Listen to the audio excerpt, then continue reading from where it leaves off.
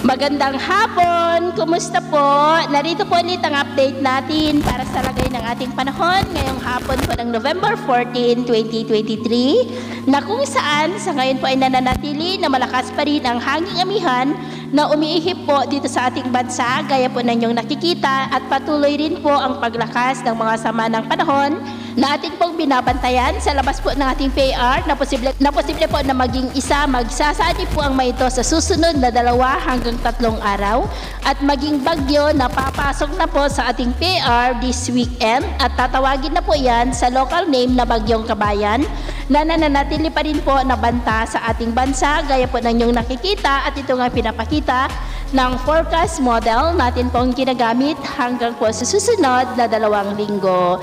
At sa lagay po ng ating panahon, ngayong hapon po ay maulap pa rin ang kalangitan na may mga pulupulong pag-ulan sa ilang bahagi po ng Northern Luzon, Quezon, Southern Luzon, Kabisayaan at ang bahagi po ng Mindanao. At sa susunod po ng mga oras ay posible pa rin ang mga isolated rains sa malaking bahagi ng ating bansa.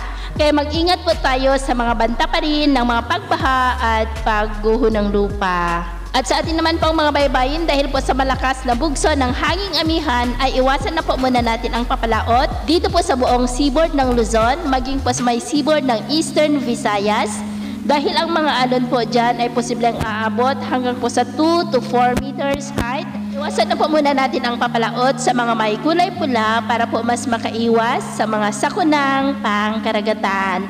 So, yun po ang latest update natin sa araw na ito. Ako po muli si James na nagsasabing sa kahit anong pagsubok po na darating sa ating buhay, huwag po tayong mawawalan ng pag-asa. Thank you and God bless!